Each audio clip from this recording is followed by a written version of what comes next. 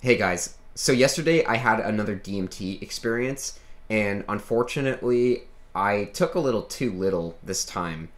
I didn't really want to experience something that was going to be trying for me, so I ended up taking probably 15 milligrams at the littlest and probably 20 milligrams at the most.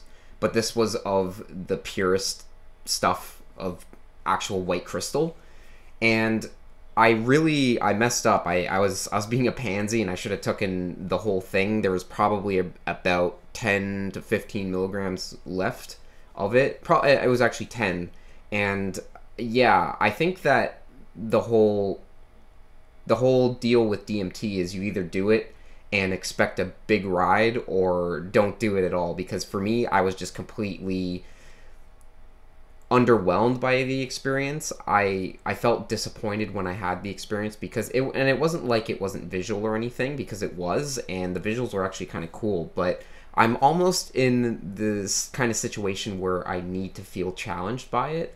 I don't know why. When I'm getting challenged by it, I feel like I'm being burdened and I'm somehow enduring more than I think I can handle, and it's getting to be exhausting. But I think that's just me being a drama queen. I think really I want to be challenged a lot, and I want to have the feeling of being in the balance and actually having to fight for not really my life, but just have something that can really jog a certain urgency in my mind that I have to make the best of life, I guess. I'm an adrenaline junkie, perhaps. Maybe I want to feel a sense of danger or a sense of being challenged in that kind of way. But I think the main thing is that if I'm gonna do it, then I might as well do it all the way. I'm not gonna half-ass do it like I did it this time. It's not really worth it. It's not worth trying to injure my lungs.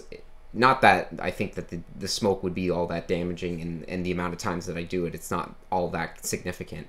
But I just think that the next time I do it, I'm just going to go all in. And I feel like I don't really need to worry about it being too much for me or too overburdening, because I feel like it's just part of my routine and how I live my life. It's just, I experience these things, and they seem to be kind of roller coaster rides of some sort. But in the end, they keep me going, I guess. And every time that I have a trip, I log it here, so you guys pretty much know the consistency of how much I trip, and I think it's going to be interesting to see how that progresses and see where I trip more and where I trip less, and a lot of it has to do with the time that I have to do these certain things and how much time I have and if I'm busy and whatnot. But I'm trying to have an experience where I'm actually being challenged, and I think that I just need to go for the full breakthrough dose and not worry about being overburdened by it, because I just think that that's not something that I really need to worry about. So what happened on the trip was, when I blew it out of the bong, I just used the screen like I always say, and then I would lie on my bed, silent darkness, you know the whole deal. And I was actually seeing a lot of circus imagery and carnival stuff like I always do.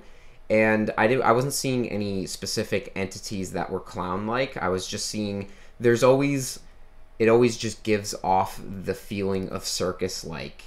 It's as if the patterning and how it always creates bands and stripes and things like that with bright colors. That's what gives the feeling of circus like, and as well as the patterns and the ancient quality, but it also has this Egyptian feel to it too. Like I feel like the main archetypes are Egyptian and carnival, and this will always reoccur with my trips, and it did for this one too. But I remember that I also saw these figures in my peripherals, and it didn't the reason why I felt like I was disappointed was that the trip felt more dreamlike, because I feel like since I didn't break through, there was more of my content that I was seeing. If you get what I mean, it was more of my own dream content instead of the hyperspace dream content. it's like I was trying to hone in on to that, but my own content started to merge in because I wasn't fully there. And at this point, I can tell between what is my inventory and what is the other inventory. And that inventory is all the circus stuff and all the craziness and the alien stuff that we can't really put words on. But anything, if I can put a word on it, then it's my own stuff. And that's what I am able to take from this experience, I think. And I just realized that I don't want to experience my stuff. I want to experience the other stuff. So I want to go all the way. And I was experiencing carrier waves in certain frequencies, but it didn't become music or anything interesting like my other trips in the past with this same batch. And yeah, it didn't hit the right funny bone that I wanted to hit. So I am going to, this is my plan that I'm going to do. I think that it's been long enough, and I'm going to try to dip my toes into oral DMT again.